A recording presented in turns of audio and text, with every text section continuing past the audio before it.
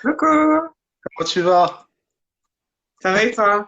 La forme, la forme. Du, Assieds-toi, chérie, assieds-toi. du- Non, assieds-toi. du coup, Assieds-toi, du assieds-toi.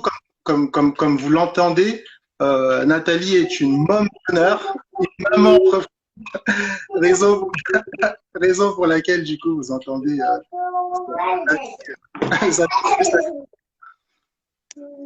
Non, On m'entend bien ou pas? ouais, on t'entend bien. Tu me dis? Ouais, on t'entend. Ok, ça va. Dites dans les commentaires si vous l'entendez pas bien, comme ça, on essaie de résoudre le problème, si problème il y a, du coup.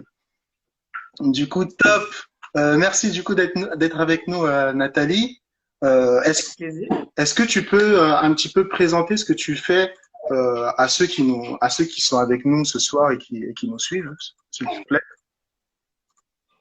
Alors, je suis relaxologue et thérapeute holistique. Alors, une relaxologue, c'est quoi? C'est un praticien qui va venir utiliser tout un tas de techniques de relaxation pour venir régler plusieurs problématiques. Ça peut être lié au sommeil, à la confiance en soi. Euh, Ça peut être des problématiques un petit peu plus profondes aussi.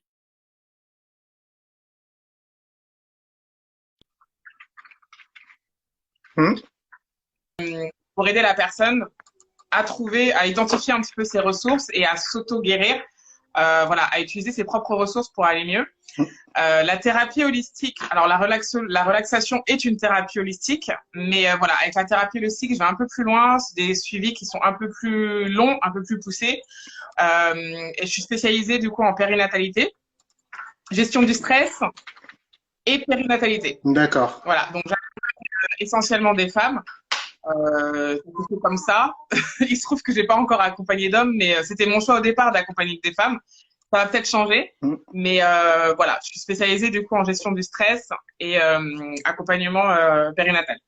D'accord. Et du coup, sur Instagram, tu as développé quand même une communauté qui est importante autour de ces thématiques-là. Comment est-ce que ta communauté interagit avec toi? Quels sont les retours qu'elle te fait en DM ou lors d'ateliers ou d'accompagnement que tu fais avec eux?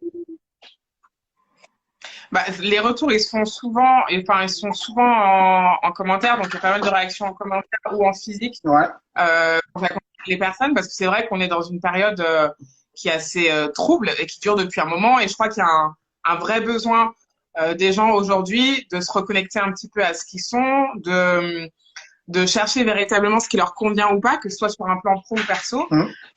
et d'aller plus loin que ce qui leur est présenté. Parce que c'est vrai qu'aujourd'hui, on est dans un schéma un petit peu classique de vie, et il y Hmm. a finalement peu de personnes qui se posent la question de ce qu'ils ont vraiment envie, de ce qui leur convient vraiment, de ce qu'ils veulent vraiment pour leur vie. Et je crois que le confinement a pas mal éveillé les consciences, je Exactement. crois, chez certains. Et Exactement. puis, il y a une volonté aussi, je crois, aujourd'hui, de prendre soin de soi, aussi sur le plan mental, spirituel, Hmm. et pas que physique, pas que sur le plan de la santé, parce que la santé, c'est global. C'est pas qu'une question de mots physiques et de symptômes physiques. La santé, c'est très global. Et il y a de plus en plus de personnes qui pensent justement à leur bien-être mental aussi, Hmm. à leur bien-être spirituel, et qui englobe tout ça, du coup, dans ce qu'ils ont envie d'être, dans la personne qu'ils ont envie d'être. Et je trouve que c'est une bonne réflexion à avoir. La vie est très courte et finalement, on s'interroge assez peu sur ce qu'on a vraiment envie. Hmm. Et c'est vrai que le confinement a pas mal changé les choses. Et des fois, c'est pas faire des changements de ouf. Hein. Alors autant il y a des gens qui ont envie, voilà, d'avoir une carrière, de gagner des millions, voilà, qui ont des objectifs un petit peu comme ça. Pour d'autres, ça va juste être d'être plus apaisé au quotidien, d'arriver justement à développer un autre mindset, d'être un peu plus positif, d'avoir une relation différente aux autres, au monde, et de réfléchir aussi à ce que on peut apporter aux autres. C'est ça. Et c'est hyper intéressant de voir un peu les mentalités switcher comme ça. Donc c'est assez cool, en tout cas, d'accompagner les femmes dans cette démarche-là, et surtout au travers de la maternité, parce que du coup, c'est vrai que j'accompagne pas que des mamans, mais pas mal de mamans. Et c'est vrai qu'on peut voir que la maternité peut être aussi un vecteur de développement personnel et de réflexion sur celle qu'on a envie d'être. Et pas forcément la mère, la femme qu'on a envie d'être aussi. Donc c'est assez intéressant. D'accord. Bah c'est assez clair. Par rapport à la thématique d'être, du coup, à cette thématique du stress, de la gestion du stress, des objectifs de vie, etc. Est-ce que toi, tu as des clés, tu as des éléments, tu as des choses ou des astuces que tu donnes aux personnes que tu accompagnes pour qu'elles puissent développer un mindset qui leur permet d'agir comme il faut lorsqu'elles se retrouvent dans des situations de difficulté. Est-ce que tu as certains tips à donner du coup aux gens qui nous suivent?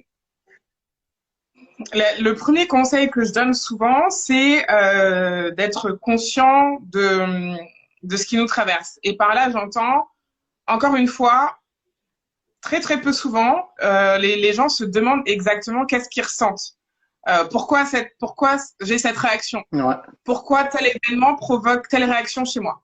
Peu de personnes se posent cette question-là alors que ça peut donner énormément de réponses. Donc déjà, la première chose, c'est voilà, quand on a quelque chose comme ça qui nous traverse, que ce soit une difficulté, que ce soit une émotion, un sentiment qui nous envahit un petit peu comme ça, la première chose à se demander en réalité, c'est ok, qu'est-ce que je suis en train de vivre là tout de suite? Pourquoi ça me fait cet effet-là?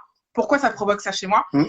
Et ça peut nous donner un certain nombre de réponses sur ce qu'on vit et du coup comment le dépasser. Donc ça, j'ai envie de dire, c'est la base. Identifier finalement ce qui nous traverse et ce qu'on est en train de vivre. Ça, c'est la première chose. La deuxième chose, c'est que en ce qui concerne le mindset, on a tendance à se dire le mindset, ça fait tout.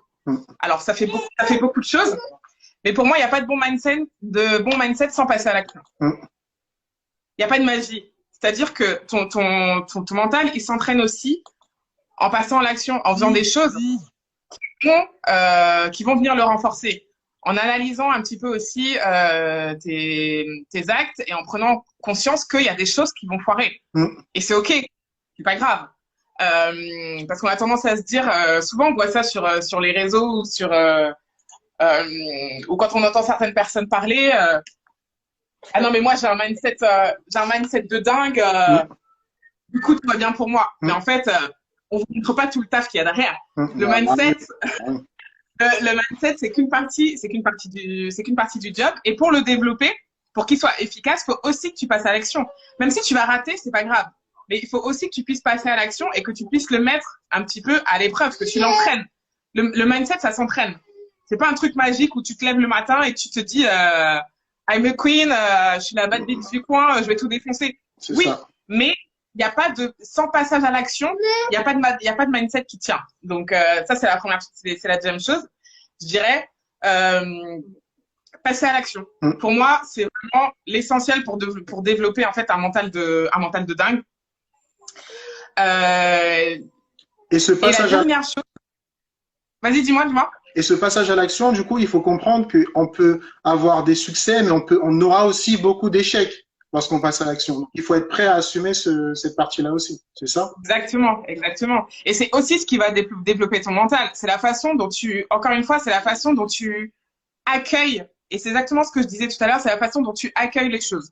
Quand tu as un échec, quand tu as une difficulté, quand tu as quelque chose, il faut être en capacité de se poser et d'analyser la situation, de comprendre ce que ça te fait. Une fois que tu as compris ce que ça génère en toi, tu peux être sûr que c'est une émotion que tu n'auras plus jamais envie de revivre. Et donc, à ce moment-là, qu'est-ce que tu fais? Tu passes à l'action et tu poses les bonnes actions. Alors, ça va pas forcément porter ses fruits tout de suite, mais c'est des graines que tu sèmes et qui vont forcément payer à un moment donné. Exactement. Et plus tu entraînes ton mental, plus justement ça te tient.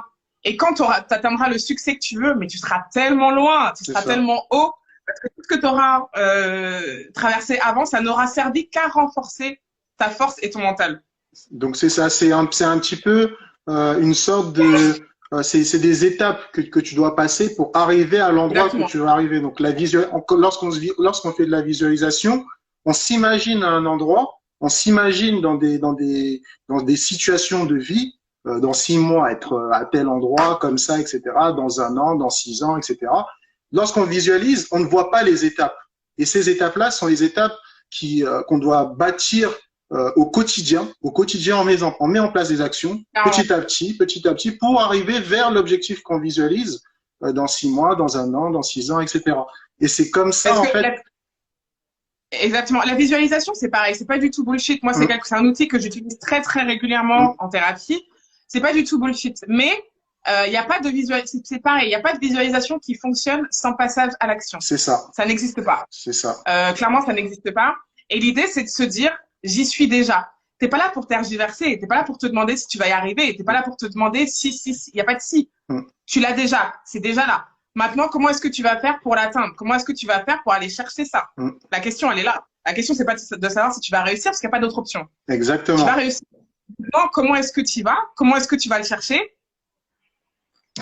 À toi de voir. C'est ça. Est-ce que j'y vais, est-ce que j'y vais pas? Est-ce que je passe à l'action ou est-ce que je passe pas à l'action? Mais après, c'est la responsabilité de chacun. Ouais. Et du coup, pour être accompagné sur ce type de sujet-là, il est très important pour gagner du temps, pour gagner en expérience, pour gagner en visualisation et en stratégie, de se faire accompagner par des personnes qui savent gérer ces thématiques-là et qui ont déjà l'expérience, qui ont des expériences personnelles, mais qui ont aussi des expériences de toutes les personnes qu'elles accompagnent.